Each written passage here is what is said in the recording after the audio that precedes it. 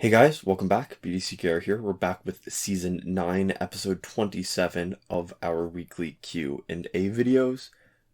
We say videos, this is also a podcast. You can check out the links in the description if you're on YouTube right now to access this on a lot of major podcasting platforms. I'm not sure if all of them or not. It's funny you started saying, we say video. I thought you were going to say, we say weekly.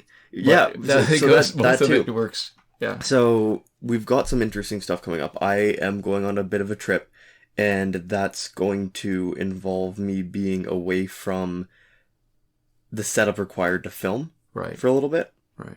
And so we're going to have a quick interruption there, and then we're going to try to sort of quick. We're talking a couple months. Yeah. So we're trying to do stuff to fill in the gap. Yeah, but the important part is that I'm going to be able to record for some of that, but not for the next little bit. So this is being recorded in a timely manner. And then for the next little bit, the content will either be pre-recorded or it'll be something different from the Q&As. And then... Or it might be nothing. But hopefully we'll try to get something out. So the difficulty really is the Q&A. A big part of it is the A. And the A doesn't work so much. I mean, what I'm going to do is I'm going to keep on doing the weekly recaps. That's my intention. Yeah. Because I can manage that on my own. But having a discussion with myself doesn't work so well. No, it's true. There's not as much of a back and forth. It would be... You'd answer the questions much more briskly, though. I don't think we have enough questions to answer.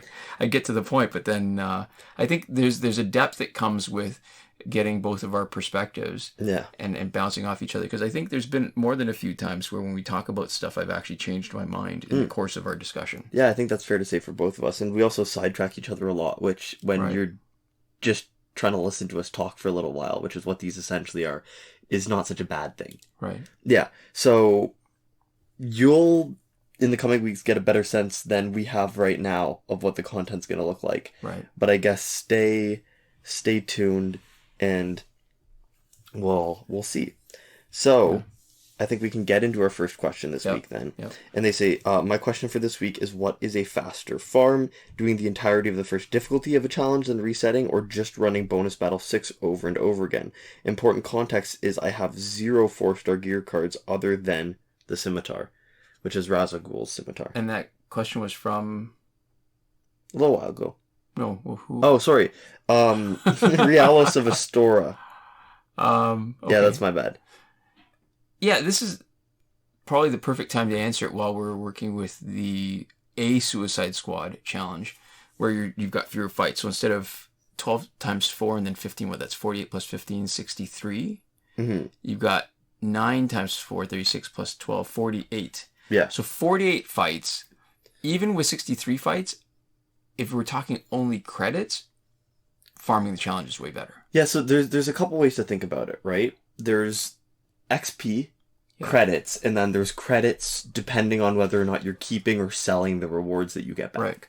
Right?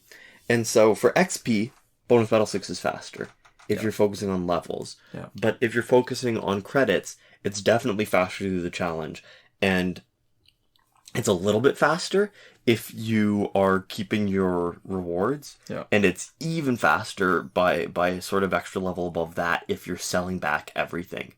Right. So, and if you're not selling back everything, it means that you still need the challenge character elited up, and, you know, especially if you're early enough in the game where you are looking for more high-statted gold cards, if you're grinding the challenge, you're getting more credits faster, and then you're also getting the opportunity to have another gold card that's going to be able to help you sort of get through the single-player content if you want, or have more teams for multiplayer stuff if you want, and it's even sort of more impactful because you're getting a lot of value out of your play, even if not all of it is directly in resources. Right. And I think part of the point is there's a reason why there's a bit of a difference between them. The reason why challenge is faster because you can use basically anybody. The first few fights don't require anybody that's particularly tough on your side. Mm-hmm. That also means, but that's a reflection of you're not going to be getting much XP. So if you want to farm for credits and XP at the same time, Bonus Battle 6 is going to be way faster. They're both, it's less money, less credits, but way better XP. Yeah. But if you're really only interested in credits, and it's not an awful thing because early on you may want to just get the credit so you can buy more gear lockers, get shards, or if you're lucky, get one of the good 3.5-star gears to Yeah. really make your team better. So it becomes an easier consideration with the Suicide Squad challenge because it is that much better than usual. You're doing 15 fewer fights. You can't ignore the time saving. I guess it's probably worse on Android because of how long loading screens take. Mm-hmm. But even if you take that into account and the fights are just so much faster, absolutely you use the challenge for power credits. But if you want to do credits and you've got people that you want to promote, not promote is the elite, where you want to level up, then you should really look at Bonus Battle 6. But if you only have 0 4-star gears, it means that some of your lower stat gold characters are going to have more trouble getting through. So there's a good chance that you won't be able to farm Bonus Battle 6 without doing the time shifting glitch. And people have been running into trouble because they're not as careful as they could be, and that what it does is it messes up when the next challenge appears, and messes up when the Phantom Zone event happens. So, if you can play and not use any glitches, then I would actually recommend that some of the time. But if you're going to play the challenge and you're going to reset it, like that's one of those things where the benefit is just so much more valuable that it makes it worth it doing the glitch. Yeah.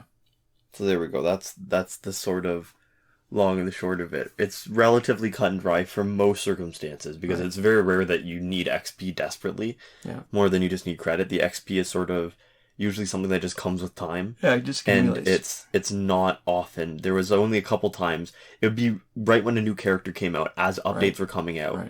Back in the day when we had literally everything else, that we wanted XP way more than we wanted credits. Right. And especially if there was any like credit glitches. And if you wanted to unlock them, like if you want to take them to breakthrough, you want to get them to 50. The other thing is too, though, Bonus Battle 6, it's fast up until maybe 41, 42, 43. And then after that, you're going to want to take them at either at one of the story mode fights, or just take them into multiplayer. I mean, again, you're grinding multiplayer anyways. You want to rank up, and it just, like you said, it accretes. The XP just accretes, and eventually you realize, oh, these guys are level 50. Yeah. So there we go. Our next question comes from Anthony Bryan, and they say, please, I didn't get my season rewards yesterday, and I ranked top 4%. What do I do? It feels like we're doing a lot of Injustice questions compared to the last few weeks. This is one of those unfortunate situations. I don't know that there's much that you can do except things to avoid the next time.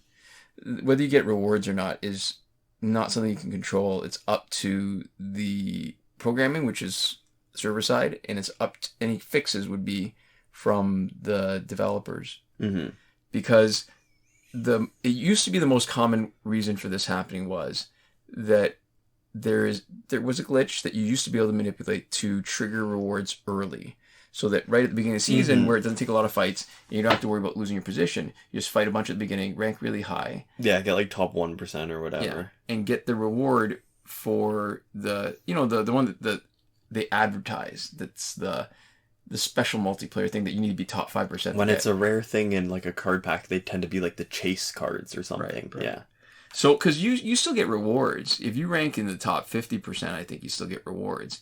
The problem is that the rewards are not that bad. Yeah, they're not that great. Like, really, to me, multiplayer is for primarily the reward that we talk about each week in the recap, plus maybe nth metal. But it really is for that one reward, because a lot of times if it's gear, you only need the one copy ever. You don't worry about the next season comes up. You can play if you want or not. Yeah. And if it's characters, you need a bunch of seasons. Right. So you need to keep on playing the seasons because you can't unlock them, and you just keep on accumulating copies. So the problem now is if you could send a, what do you call it? Like support ticket? Support ticket. Start a support ticket with Warner Brothers. Warner Brothers doesn't tend to be that responsive. Ever since, I mean, it's all part and parcel of the same thing. When they stopped doing updates, it feels like support was much less responsive. Not that it was even that great to begin with. Yeah. But I don't know whether that was because they didn't do stuff, or that when people asked them, they were asking for things that they decided they shouldn't be getting. You know what I mean? Like, I don't know how much of it was the perception that they weren't doing much, or just that people were unsatisfied with what was done? Yeah. So, yeah, unfortunately, you don't have a lot of recourse at this point. And so we're talking about Warner Brothers. I'm jumping around a little bit, but we had a couple of comments. So, one comment from Ethan Wren where they said, "Please make other content. I desperately want to see your channel grow. Been watching this channel since I was 9 and now I'm in my senior year. Wish you guys the best of luck. Covering other mobile games would work great. Even Injustice 2 would work." And then there's a second comment from Josh where they say, "You guys have been covering Injustice for the longest time. Maybe y'all should switch over to Multiversus when it officially releases in a few months. I think you guys would be bound to see more success. You don't want to get burnt out over something that would inevitably become stale. Just a suggestion." And so both of these are, nice, well-meaning comments from people who just sort of want to see more from us and don't really care as much what we're doing. And I mention it because the games that both of these people mention are Warner Brothers things, right? Oh, is it Multiversus? Multiversus is Warner Brothers. What's that based on? It's based off of everything. What? So, What? So have you heard anything about Multiversus? I have not, except for that comment, I have not. So if anybody is in the same boat as you, I can give it a little bit of a rundown. Okay. It's a game that's kind of like Smash, in that it's a platformer brawler where it's 2D, and it trades on the fact that there are a bunch of sort of iconic characters. There's that Nickelodeon All-Star Brawl, or Nickelodeon something. Wait. There's so a PlayStation 1. What does Warner Brothers also own that could be used in a fighting game that's not DC? Okay, do you want to hear the characters that are in it? Yeah. Shaggy is in it, and Velma are in it from Scooby-Doo. Oh, gosh. The Iron Giant is in it. Ooh, that would be cool. That's Warner Brothers? Yeah. That was a great movie. Or they have the license to use it in this game, whether or not it's Warner Brothers. Superman and Harley Quinn are both in it. Finn and Jake are in it as characters from Adventure Time.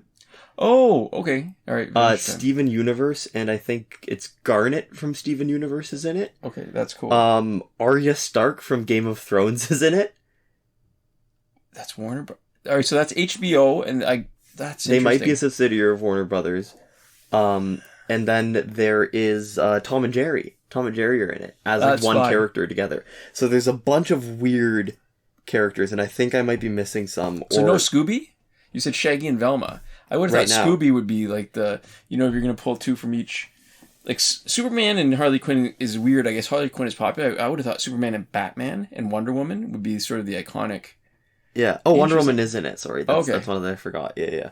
So, it is right now, I think it might be ending right around the time that this video actually goes up, but it is in a semi-open beta. It's an open beta, but it's not open in a way that everybody instantly has access to it. There was like a sign up for keys, and then the other thing that you could do is watch 1 hour of Twitch streams of people playing it to get a reward drop for access to the game. And when it drops, it's going to be free to play with some microtransactions where you can pay money for other skins for the characters and stuff like that and whatever. And so I actually have been playing this a little bit with my friends. Okay.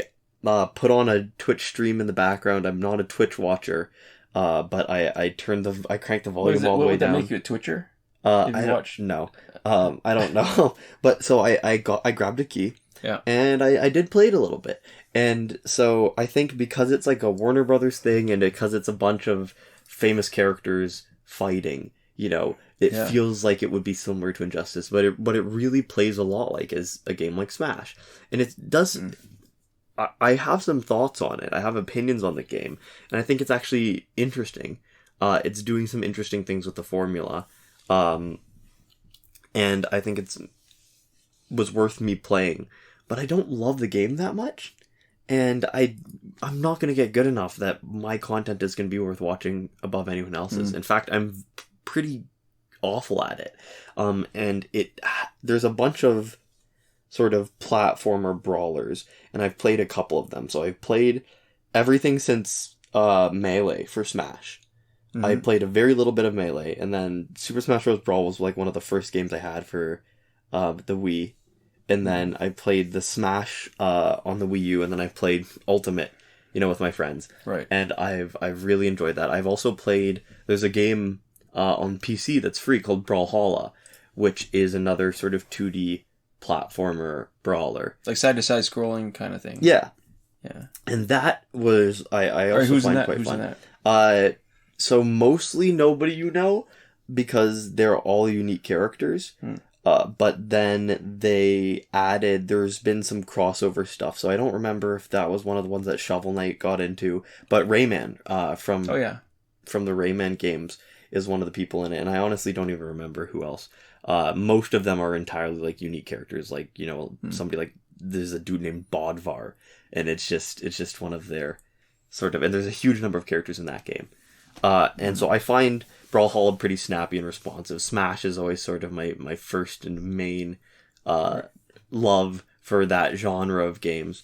And I've played Multiversus, and I'm not very good, and I find it a little bit floaty and not as, like, snappy and responsive as I would want it to be. And maybe that's like just... you're swimming through molasses? Not that bad, but just I'm used to... Smash feels so quick. Right. And, like, so instantaneous, and even Brawlhalla has a little bit of that really sort of clean gameplay. And Brawlhalla focuses a lot more on combos, where you can hit people for really long strings, Right. where if you're playing well, and they're either not playing so well, to be, like, dodging or avoiding, or if you're just playing really, really strongly, that you can really wail on some people. It's interesting you mentioned that about the responsiveness, because I think... That's probably responsible for why my favorite fighting game is still Soul Calibur. Did I ever tell you this story? So, you know, my best friend has a Dreamcast. So Soul Calibur was a game that was sort of the what's the fighting game for Dreamcast? There's a word for that. Yeah, killer app. Not so much the killer app, but more just like each sort of class of type of game. Mm-hmm. This was really its sort of standout representative. Oh, so then I don't even... whatever. Right. Platonic ideal of a fighting game on the Dreamcast? I don't know about that, but it was the tentpole kind of fighting game. Mm-hmm. And so my friend used to be awful at games, like at fighting games. And I used to be pretty good, mainly because, you know, sometimes if you get into the right button mashing routine, you end up... that translates well across other genres. Without even really knowing what you're doing when you jump onto a new game, you just happen to sort of get the rhythm a little better. Right. Yeah. And combined with combos that are similar, or just the use of short combos that are similar to, say, Street Fighter, because Street Fighter used to be okay at. Yeah. And so what was it? It was Saturn. Saturn was the game that Sega had before Dreamcast, right? The Sega Saturn? Yeah, I think so. So there was some fighting game on Sega Saturn. My friend had the Sega Saturn, and he got pretty good at the fighting game. He really enjoyed it. And there's a reason why I'm jumping back and forth. And he really enjoyed it.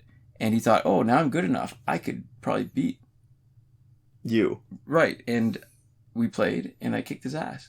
So then he got frustrated with it and didn't play it anymore. But then when he got the Dreamcast and he played with Soul Calibur, he got pretty good at it. And then when I started playing with him, he was really good. Like, it's cool that when you play a game and you put the time in and you take the time to learn those combos where you can do a bunch of damage once you get the opening, that it pays off. And there's a feeling of mastery, which is just inherently satisfying. Right. But not only like the feeling of mastery, the actualization of mastery. Like he actually was good. So that when you get that opening, you do a bunch more damage and it makes a difference to the fight. It's like when we talk about the changing stats, if something bumps up a little bit, but it doesn't bump up enough to actually change the way the fight feels. Like it doesn't give you an advantage in the fight. That's what Saturn was like playing. I can't remember what the fighting game was, but on the Dreamcast, putting in the time to learn the combos, holy crap. And I don't think I ever caught up, but it's very much, what was the point? It was something connected to what you were saying. Responsiveness? Yeah, so the reason why to me Soul Calibur is still so much fun to play even when I lose is that, and the graphics aren't nearly as good as the current generation of fighting games. It's not even as good as Injustice Mobile. Let's be honest. But the key was, it was really responsive. Yeah. And it felt like you were controlling the character, even when you were button mashing, even when you're doing combo. And it was just so much more fun to play, even when you're losing. Excuse me. Yeah, and so I don't necessarily have an issue with Multiverses. And I think it does a couple interesting things. One of the things that it does that is cool is that there are people's abilities that are specifically based around playing with the team. And so, like, Wonder Woman has an ability that activates a shield for her teammates. I play Jake the dog, primarily from Adventure Time. Right, okay. And my thing with Jake is he can eat people, so teammates and enemies. And on enemies, it gives them stacks of weakness, and on teammates, it gives them armor when you spit them out again. There is... I think is it Wonder Woman who has a lasso move that will deal damage and yank enemies towards her, but then it will also yank friends potentially, so you can pull them out of danger. Right. There's somebody, I forget who it is, who has a tether move, so you can tether other people to you, and then they can play really aggressively and off the edge because you can at any point use the ability and pull them back into you. Right. So that's really interesting, and I like the idea that there's specifically like team composition that makes sense, where if somebody likes playing off the edge and trying to like spike people off, right? And sort of keep a bit of pressure up at sort of the edge and do what's called edge guarding, that they can play more aggressively if you tether them and are ready to pull them back in. That's really interesting to me. All that stuff I think is really cool. There's something called burning, where certain moves start burning stacks, and if you get hit 5 times while it's activated, then you get lit on fire and you start taking passive damage for a little while. There's all sorts of stuff like that. So it sounds like a really thoughtful game. Like, they're not regurgitating a bunch of stuff. They've definitely made an effort to try to make it a game that stands on its own, and it's not just sort of a quick cash in. And the other thing that they've done, which is interesting, which I don't know how I feel about, is that they have essentially like gear that you can put on. So each character as a level unlocks passive abilities. I forget what they're called. I think they might be called perks that you can equip. And they've put some thoughtfulness into things, so it'll be like your team does X% more damage while in the air.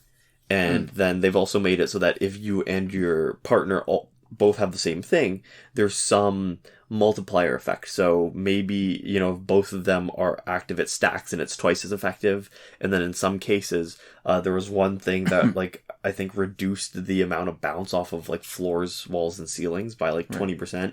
And if both of you had it, it only dropped it by like 25%, because if it cut to 40, it would be like, you know, too good. So they've got some interesting dynamics there. There's some interesting team play, all of that stuff. It's not necessarily a bad game. I'm not saying that in any sense. It just feels like it's less for me, because I play that and then I play, you know, when I'm on PC anyways, the other thing that I would be playing is something like Brawlhalla, and I just find Brawlhalla a little bit faster, a little bit more responsive, and maybe I just need to learn multiverses, but it feels just, the moment-to-moment gameplay feels a little more fun and a little more in my control to me when I'm playing it. And so, you know, that's how I feel about the game overall. But the bottom line is that I don't think I have any content for it, right? Because I can be messing around with my friends in the game, but that's not really a video anything like what we're doing right now. Right? And I don't have sort of the kind of skill, expertise, or knowledge where I can grab footage and then come and talk about it with you like this. But it sounds like you've sold it to me well enough that this could be something, because the limiting, really the bottleneck for this partnership in terms of what we play is, I think it's me. Because for us to be able to both play it, the person who's going to have the least amount of time, but you've convinced me that I'm going to try. So maybe when it's out of beta, or when it's, you know, it's fully released, I might give it a go, so that we can play it together. I wouldn't mind trying it. It sounds interesting enough. Yeah, we could squad up and fight some random people online. We could go into a fight against each other. So what I like about what you've described it, though, is that it feels like it's got more depth. And the kind of depth I'm talking about is where you can, like, in Injustice, you gear up the team, you do it according to the players, and broadly it's going to be good. But that there's enough different strategies in, say, the environment that you choose or that you have to fight in, that it plays towards, you have an option of playing towards your specific strengths or your preferences for how you play and fight. A little bit. I mean, I would say it has even less sort of selection and preset of depth than Injustice, because each individual character has their own perks, and the perks are kind of limited. And so once you unlock them all, there is sort of a series of combinations, but I think what really makes it is that there's a lot more mechanical input complexity. So there's a lot more things you can do in the fight. And so Injustice has a lot more of that sort of planning and setup strategizing, where with the relatively limited ways you can actually interact with the game, you can increase your complexity a lot by changing which sort of mechanics you interact with and the nuances of how you're using them. Whereas Multiverses has a huge possibility space just for the basic sort of moving around and attacking, where you have 2 types of attacks. Each of them has like a neutral and then different directional versions. So you're working with like a bunch there, and then there's like different stuff when you're in the air for one of those sets of attacks. So that's, you know, already a pretty huge possibility space. And then there's all this sort of moving around and dodging that you can be doing. And then the actual sort of like gear and other stuff setup is a lot more basic than a game like Injustice. But yeah, so it is interesting. And I've enjoyed playing it specifically, but unfortunately I don't think it's going to be the kind of thing we can make content about. And that's kind of the way that we felt about Injustice 2, except we didn't like the game even as much. Where it was different, there was some sort of interesting stuff, they were trying to do something different. It was definitely a different product than Injustice 1, while still having the same skeleton. But a lot of the changes they made in Injustice 2 we were actually not super fond of. So the issue with Multiverses is that we're not good enough to have anything sort of extra interesting or expertise. We can't, there's not going to be people asking us questions about Multiverses and me going like, oh, I have a deep and abiding understanding of the game. I can tell you exactly, you know, how that's going to play out. Whereas in Injustice 2, the bottleneck was that we weren't actually having a lot of fun with it. We probably could have gotten to the point where we could make the same type of content for this. But, you know, some of the stuff they were doing with the gear, right? Where there wasn't the same options for gear, where it was like, oh, well, this is your, you know, 3 Joker gear, right? This is your 3 Harley Quinn gear, is the same kind of thing that they did in Multiverses. And it just meant that there was a lot less flexibility in, you know, saying, oh, I have this one really interesting piece of gear, and now all of a sudden every single team I have is a little bit different for having that. So maybe we're getting towards the end of this particular video. I just want to get circle back to Anthony Bryan's original question to what do I do, and I mentioned preventing it. So I think I don't think I answered that. And the key for preventing it, I think, is that if there is going to be a glitch where you accidentally get the current season's gear early, the only thing that seems to reliably avoid it is that when the season switches out, that you're not in the middle of a few fights. Because at the point where the server is communicating with your device back and forth and backing up the data, if there's any interruption during that time, is when you could potentially inadvertently trigger the season rewards early, right at the beginning of the season, before you've had a chance to get up high enough. I mean, that was the point of the glitch, right? That you could get high enough. You don't even need the up. Yeah. If you get high enough in your rank and not have to sustain it, and then get your prizes right then. Yeah. Can't exploit it now. Can't really trigger it reliably. So best to avoid that situation where if you get the reward once early for the season, you're not going to get it again at the end, no matter how hard you work. Yeah, and so I think we have another couple minutes. Maybe one last thing, just because we're going to upload this soon, and so we want to maybe get to this comment in a timely fashion. We have a comment from Mike Rice where they say, because this is, I think, a back and forth we've been having over the past couple weeks. They say, unfortunately, the argument of abortion is skirting firmly around the actual issue. In truth, it is now just not being dictated at the federal level. People can now vote about it in each state. And then we had a reply from Cameron107 saying, this is literally the exact take they've been arguing against for the last 2 episodes, which I think is fair to say. Yeah, and I guess the reason why this comment might be worth addressing is that there's an ambiguity sometimes that you see in written comments that you don't have when you're talking. Because when you're talking, the responsiveness is right there. You can just clarify what they mean, because I can't tell if Mike Rice is explaining something that we've already covered because they missed it and they feel like they're offering some insight. Well, I mean, technically there's no insight because we talked about it that episode too. Or that he's potentially siding with the idiots that are making this as an argument why it's not a big deal. Because this is the thrust of it, right? Like, this is what's happening. Literally, there's no federal protection. Each state gets to decide. But practically what's happening is that there's a lot of states that had trigger laws, and a lot of states are thinking of implementing laws that will make abortion less accessible, potentially banning it, and making it more dangerous for women. And listen, abortion is healthcare. It has not made it more accessible for anybody, and it has potentially made it, and practically has made it less accessible for a lot of people. And so, nobody's saying that everybody's banning abortion, but some people are because of this. Yeah. And so we're not looking at sort of the technical thing that's happening. We're looking at the practical effects of it. Right. And so, technically, yes, each individual state can vote on it, but that's not helpful for the conversation. It's such a macro level. It'd be like describing, turning on the tap as how the H2O molecules are moving around, where it's like all you're really doing is, opening something up and allowing these bipolar molecules to flow through a tube or whatever, where it is technically what's happening at the most basic level, but it doesn't really practically help us understand the world to only think of it in those terms. Right. Because actions have consequences, and sometimes it's fine to talk about just the action. I think in this case, it's more important to talk about the consequence, because the people who are arguing for the correctness of this action are ignoring the practical consequences, which are so much more important. And I think that's part of the reason why the Supreme Court's arguments are so bad, is because it totally ignores the consequences or misrepresents them, saying that women somehow don't plan their life, or people who get pregnant don't plan their life around the possibility of having abortions because it's so infrequent. That's crap. I mean, you don't say, well, I'm not going to have an accident, so I'm not going to wear a seatbelt because accidents happen so rarely. That's not, it. I don't know. It feels like a bad faith argument. And for somebody on the Supreme Court to be making that, it feels particularly naive, maybe? I don't know, naive. It's insulting. Naive is sort of the most generous interpretation of what somebody's doing, is that they don't know any better. Yeah. But I feel like that this kind of stuff has been happening for so long that we've gotten past the point of being able to make a generous interpretation. That's fair.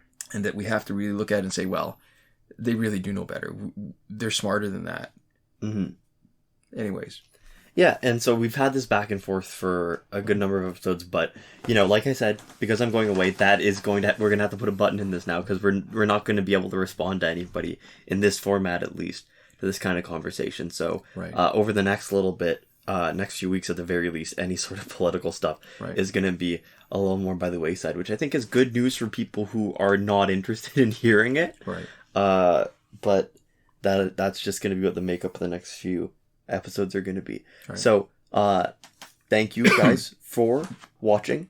To finish up, we'd like to say a few things. So I'd like to give a shout out to Eliza Halloween in July Caton. She gave me a Halloween themed gnome in the middle of summer. This shout out was brought to you by Gregor the Spooky Gnome. I've named him. Gregor. So there we go. Thank you for that. He says boo on him. And we'd also like to give a huge thank you to all the lovely folks who support us on Patreon. That would be Bombo Ben, Consul Peasant, and Edwoon at the top tier last word. Sinemac and Mohammed Albshaiti at the Your Message Here tier. Shawn Farrell, Daniel Simonson, Aaron Maule, Michael DeVries, Brandon C., Irvin Ruiz, Eddydoo, and Hoshi 127 at the accredited level. And Chris Wolf, Scarlet Danny, Awesome Gamer 2for1, Pavu RS, Gavin Malott, and Isra E at the gratitude level. Thank you so much for watching, and thanks so much for your support. We'll see you next time. Komoda.